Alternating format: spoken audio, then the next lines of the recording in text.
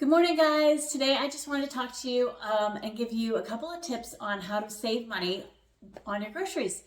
I match Ibotta deals with flyers from usually Kroger because that's my local grocery store, but whatever grocery store you shop at, sometimes it could be Walmart, it could be Publix, it could be whatever is available in your area. I end up shopping a lot at Kroger because not only do they have clearance items, but they have great flyer ads and they do in-house coupons and deals as well. So I kind of match those all up together, and I'm going to give you a couple of examples today. So yes, that is 20 boxes of cereal. And for that cereal, I paid a total of $25.80. So what happened was Kroger had a sale, and the sale was $1.79 for a box of cereal.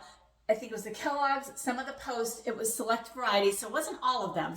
So it was $1.79 per box because if you bought more than 5. So you didn't have to buy 5 of the same kind. You just had to buy 5 total. And they do that a lot. So you go around the store and you can mix and match your deals. And as long as you buy a minimum, but whatever the minimum amount is, they take off another $1. My total for these 20 boxes of cereal at Kroger came to $35.80 before tax. Then Ibotta had a 50-cent off coupon for each one of these flavors, and that's why I chose these flavors. I'll pay $1.29 a box after the Ibotta deal. So the Ibotta deal is 50 cents off a box, bringing my total down to $25.80, $10 off on all of those. So that's one way I save. The other way I save is with clearance items. So Kroger and their affiliates, so I guess that's Fred Meyer and Smith's, have great reduced items. So for example, this pork tenderloin was on reduced for $2.99, and it was already on sale for something like $5, something like that. So it was reduced down to $3. And then when you buy 5 items, and this was included in that, you got another $1 off. So I bought these. I bought a bunch of them. I bought all the ones that were on clearance, but they came to $1.99 a package. The third way I save is when Ibotta has a coupon, plus there's a clearance item. So I wasn't really going to buy as many of these as I did. But at $1.49 plus the 75-cent off coupon from Ibotta made these 75 cents a piece, which I thought was a great deal. And I got 6 of them so they could each have 2 instead of just 1. I buy items when there's an Ibotta deal, and it makes sense when there's a good deal in the flyer. I buy things when they're on clearance, just on clearance with no Ibotta deal, and I try to stock up on things when I find the clearance sticker and there's an Ibotta deal. So I always look for those. Just wanted to show you this one other deal I got. The Butterfingers, they were one of the deals in the flyer, like the cereal, at $1.77, and then Ibotta had $1.50 off each bag. The sale was for Butterfingers, Nestle Crunch, and Baby Ruth. But the coupon in Ibotta was only for the Butterfingers. So I just picked up the Butterfingers. I got 5 of them. That was my limit in Ibotta. But $1.50 off, so made these bags 27 cents. So 27 cents for these little mini bags of Butterfingers. And I'm going to take these when we go camping this summer. I'm going to take these, and we're going to use these instead of little Hershey bars to make s'mores. And my kids honestly really don't make s'mores. They kind of eat them deconstructed. So they'll be super happy to have the Butterfingers. They won't care either way. Kind of how I save money at the grocery store. I shop clearance items, I shop sales, I shop flyer ads, and I use Ibotta to kind of get even better deals. I always scan my receipts with Fetch because Fetch gives you points no matter what you buy. It doesn't really matter. They just give you points for scanning the receipt. So I figured that's a really good deal and super easy. Now I'm going to talk about another way that I save. The other way that I save is that I don't throw things out. I'm going to give you some examples, and I'm going to show you some things that we do in our house that help us save money on food by not wasting the food that we buy. So last night we had a pork roast, and I made mashed potatoes to go with the pork roast. And normally I guess people would, so they would peel the mashed potatoes, cut them up, and then cook them, and then make mashed potatoes. But instead, what I did was throw whole potatoes in my Instant Pot, and then I skinned them whole and left the skin. So I'm going to use these for another meal. And then we're gonna have potato skins to go with whatever we're having tonight, and I think that's probably gonna be meatloaf. So potato skins and meatloaf, and I'm just gonna put a little bit of bacon bits on this and some cheese and make them super yummy. To another way that we save on groceries. I don't throw away fruit. So I'll show you an example. These 2 pears are way too ripe for my husband to eat at this point.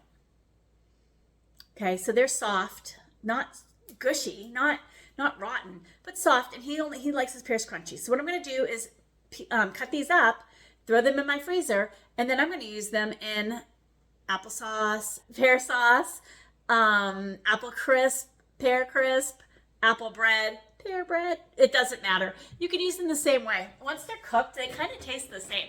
And I have these 2 apples too that have been in there a little bit, and I'm going to cut those up and peel those and do the same thing with those. If you saw my grocery haul from maybe a couple weeks ago, I'll link that up here in the corner for you so you can see it. But I bought some green apples that didn't look great on clearance, but they were fine. So I cut those up and stuck those in this bag. And I'm just going to add the pears and apples that I cut up today to this bag. And then we're going to make an apple crisp or maybe some applesauce to go with some pork. Some pork tenderloin I just bought. And that'll be part of another meal. Oh, and I'm making that all crinkly, so it's really hard to hear, right? So that'll be part of another meal, is these apples made into like maybe applesauce or an apple crisp to go with some pork. These are pineapple cores that I cut up from a pineapple I made. I think that was another video as well. I'll try to link that there. I think that was the night I made instant pot ribs. Yeah, I cut up fruit for the kids, and so I put the cores in this bag.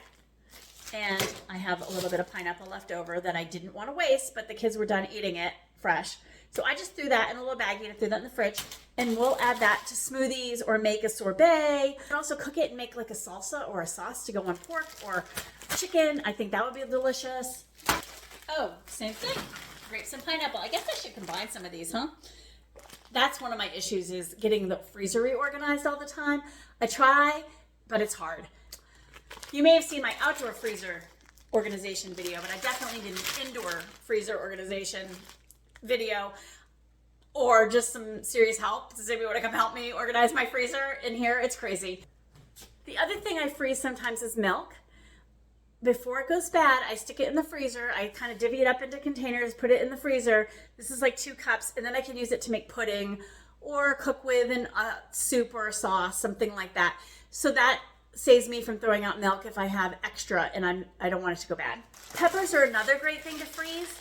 These are jalapenos. I don't even know if I spelled it right, but hopefully I did. These are jalapenos, and all I did was slice them in half, take out the seeds, and throw them in this bag and throw them in the freezer. I can cook with those, so I can make chili, I can make some kind of tacos or nachos, or I can even stuff them and cook them. So as long as you're gonna cook them, you can freeze them. And the same thing with bell peppers.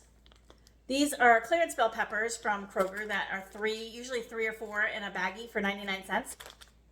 I can't get to them before they go bad, and I just chop them up and stick them in the freezer, and then I can cook with them.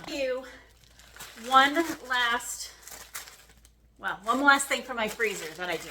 In here is onion peels. I wash the outside of the onion, and then I peel it, and then I put the peel and everything in here. Pieces of celery that normally get thrown out, and carrots. When you peel the carrots, and then you put the carrot peels in the, I don't know, I usually put them in the garbage disposal, not the trash, but if you're going to throw them out, I stick them in this bag.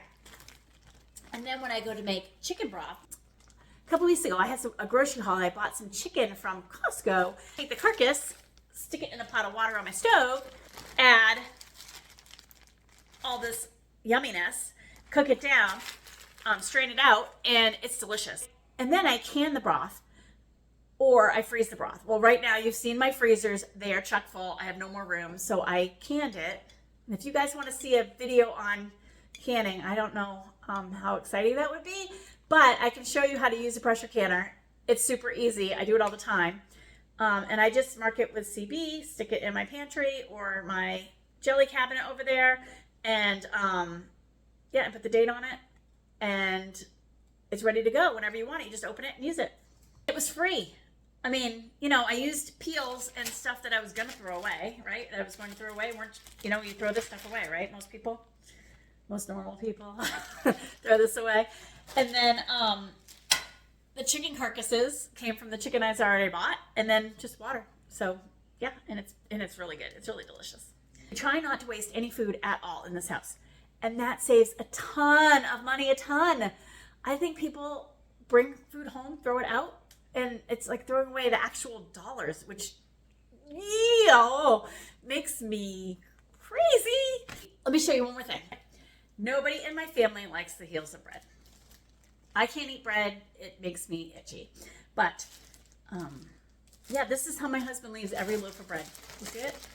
I don't know. Can you see through the bag? That's the heel on one side, and that's the heel on the other side, right? And there's one little piece in the middle because it doesn't make a full sandwich. This one piece is not enough for two pieces, okay? So I'm going to take this middle piece out and stick it in another loaf. And then I'm going to take these ends and set them out on the counter until they get like this, okay? So they're not going to get moldy. They're going to dry out. You can do this in the oven too if you want it to be faster. I just set it out on the counter. Once this bread is dry and hard, I break it up and I stick it into this big, giant container labeled breadcrumbs. I use this for stuffing, and then see those little pieces on the bottom, all those crumbs? That I use to coat like chicken and other things if I'm going to bread it and fry it. You can grind this up in your food processor if you want to make breadcrumbs right away. I just use it mostly for stuffing that my husband loves with turkey or chicken. And when this container gets full, I just make a stuffing dish. Okay, I hope they're not watching this, but the other way I get the kids to eat the heels of the bread is on peanut butter and jelly sandwiches. I will take peanut butter and slather it on one side of the heel, jelly on the other side, put the heels together so that the good part of the bread is facing out, and they will eat it that way, and they won't even know. So there you go. That's how I don't waste bread at all. As you can see, here's my clearance stickers. I got these for like 60 cents a loaf. So those are some examples of ways that I save money on groceries. I would love to know what you don't throw away that you think most people do. I pretty much don't throw away anything. I save apple peels to make apple juice, and then I make jelly with the apple juice. So yeah, we don't throw away a lot in this house. If I can find a way to use it, I will. I have even made pesto out of radish leaves that we grew radishes in our garden, and I made pesto out of the leaves. So pretty much if it's food, we're going to eat it, or we're going to try to eat it and make something else out of it if we have to. Obviously, if it's rotten or bad, we don't do that, but I try to get to it before that happens, and I try not to buy more than I'm going to use in the amount of time I'm going to use it. Okay, well, that's going to wrap up this video. Want to subscribe? Do that right here. I would love to see you in future videos.